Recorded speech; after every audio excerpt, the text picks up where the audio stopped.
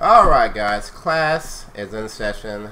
Don't call it a comeback. I've been here for years. This is ProfessorGanymede. We are back and we're going to be doing some viewer analysis, some subscriber analysis on my YouTube. So a little note, for my Patreon donors, I do like in-depth one-on-one coaching. Like I sit down with you in Discord and talk one-on-one about your gameplay and give you tips in that way. What I'm going to be doing for my viewers here is I'm just going to be giving you a taste by picking up your gameplay, giving you some tips, turn into a YouTube video. So let's get started. First we have, I'm not sure if you can see this, we got Jaskier. He says he was the first person to post this video once I put out my video asking people to post their gameplay. Jaskier says, "Hey Professor, congratulations on the 8,000. Great work so far, mate. I'm still trying to bring your tips into my gameplay, and so far I'm thinking I'm doing alright. You deserve more than 8,000. Enjoy the well-deserved vacation." Thank you very much. Now, he says mate. I'm assuming this guy's like European or something like that, because that would make sense, because in this game, I've already watched it, he was not communicating with his team, and I'm thinking that's because in the European servers, it's at this team. No one communicates because everyone speaks like different languages and stuff. So if that's the case, then man, I'm sorry. It's the struggles. What's the plan? There we go. He moves out, uses the speed boost as soon as the doors open. That is decent. Ideally, you want to actually be able to plan something with your team. Like I usually tell my team, hey, I'll pass a speed buff as we leave the gate, and then once we get to the main gate, I will then speed amp so we can rush in to one direction or another. I like to say the left direction because then we can get the get the high ground to the left. But he can't communicate with his team, so that's not too relevant to him. It really sucks that you can't communicate. So he's on the ground here. We're gonna really focus on his positioning here just to help him out. But he plays decently. Plays very decently. There we go.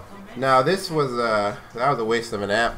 To be honest, his team wasn't on it. Like when I played solo queue for most of my Lucio career, I got to rank 65 just playing solo queue.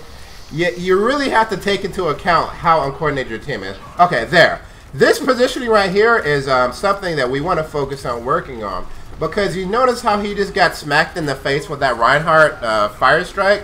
You don't want to get hit by those because you're giving Reinhardt ultimate charge. You don't want to, and not only that, but then you have to waste healing on yourself. What he needed to be doing there is using the side of the door to kind of corner peek. So that means that he can drop out of line of sight at a moment's notice and take cover instead of just kind of standing in the middle of the doorway. You'll see him do that a lot, and that's an opportunity for improvement here. He has decent aim, I think, as what he likes to do the damages, and it's okay to do the damages as long as you aren't dying for it, and as long as you aren't taking unnecessary damage yourself while trying to do the damages. Because think about it this way: the enemy gains more ultimate charge for doing damage to you than you gain for doing damage to them. So really, you only want to be doing damage to like finish somebody off. Right, or in a situation where you need that damage, which is very few situations, or in a situation where you won't be taking damage in return, because again, the enemy gains more out of damaging you than you gain out of damage to the enemy. His positioning here, so we're gonna want to focus on his positioning here. What he wants to do is use these little pillars here. I don't know what these things are called. But he wanted to use those things as line of sight blockers, as cover, and kind of weave back and forth out of line of sight. You want to always be doing that wherever you're going. And really, this is good. He wants to be on the point now, but now he wants to be off. Pretty much as soon as he sees an enemy on the point contesting, he wants to be off of that point, because there's no point. There's no reason he needs to be there, because him being there does not push the point forward anymore while the enemy's on it. So in those little seconds, he wants to make sure he's being as safe as possible so he can actually continue to survive. and not take unnecessary damage. So it's kind of like a... Okay, he needs to back off. See, you see his position, he's in the middle of the thing. He needs to be at the corners, corner peeking. So it's kind of like an intricate dance while you're here. You need to be, when the enemy's on it, you need to be off of it. When the enemy's not there, you need to be on it, so you can take it faster. So, and then when you're off of it, you need to find cover. These pillars are amazing. That's what I use. And then not only that, you can also drop to the bottom really quickly if you get into trouble. So that's what I like about this map. Those pillars right there are really good. So this is a good time to do damage because his team has the other team outnumbered. And there's very low chance of him dying or even taking damage while he runs in and helps finish off the enemy. That was a good time to do damage. A lot of times it's not.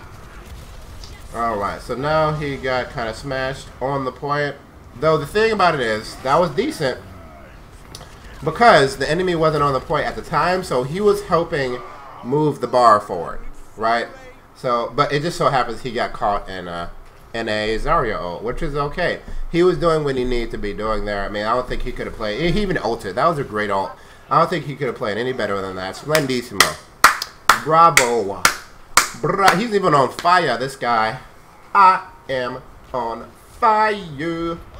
Alright, so again, notice the positioning again. You see? He got hit by that fire strike again. Now he has to wait. Now he has to waste time healing himself or getting healed. You really don't want to be getting hit by those. Woo! That Anna saved his ass. He may have not got hit by those had he been positioned properly there. So we're just gonna constantly point out the times where he can be better positioned because that is huge. That is huge. You can do more work if you're positioned properly. You feed the enemy team less ult. You're around more because you don't die as much because you're not taking damage like that. That's a big theme. Positioning. I put a huge amount of focus on my positioning while I'm in game. Like even when I'm solo, man, this is struggles. You have to. You have to. All right. So, oh, nice. I like that. He waited for his teammate to come back to life. His Reinhardt especially. That was really nice. I love it. He's been watching my videos.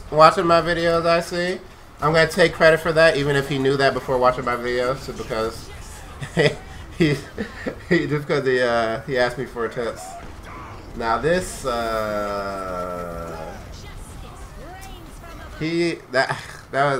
was poor positioning. He didn't need to be there.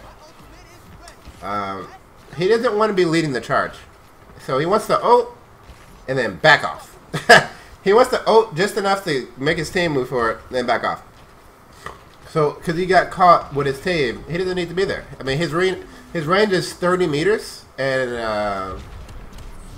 yeah, his heal range is 30 meters. Both of his auras, even his speed aura. Now he jumps on there. That's a good spot. I like that spot. This was a great ultimate on his part, and then he just dropped down.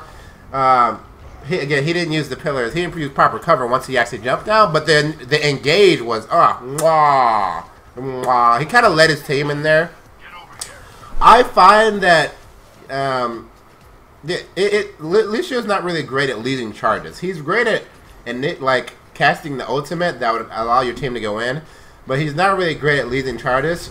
What I would have done there was maybe if I wanted to encourage my team to move in, I would have jumped down initially and then immediately backed off. Like hey, let's go, and then back off just so they see that I'm going in. So then they're forced to run in and support me because I need to force them to move in. But then after that, but he was like, oh, I'm gonna continue to go ham. Need to be a little bit more passive there. You're no good to your team, Dad. So if you see my approach videos, you'll see me do that. Like I'll run in with my team, and then I'll move someone else. Like I'll jump on a different wall. Like I'm not going down the same way that my team's going. I'm backing off. So I think that'll help him out if he starts to implement those things. And again, look at his positioning. Look at his positioning. Get to the side of the door.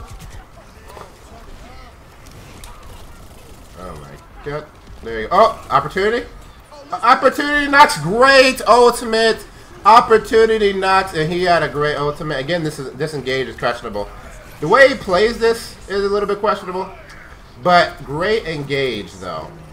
Great engage. He saw the opportunity. He saw they got 2 picks on the enemy. He just ulted like, let's go, and that was amazing. And good aim. Good aim. He almost killed her. Woo. All right. Oh, he's trying. 10 seconds. He kind of has to be on it now because it's 10 seconds. But I think they actually lose this game. It's okay though. It's okay. We learned a lot here. So, where'd it go? Jaskier, thanks for the gameplay. You were the first. This has been ProfessorGanymede with the subscriber/YouTube viewer analysis. I hope that helped you guys out. I hope everyone out. Class dismissed.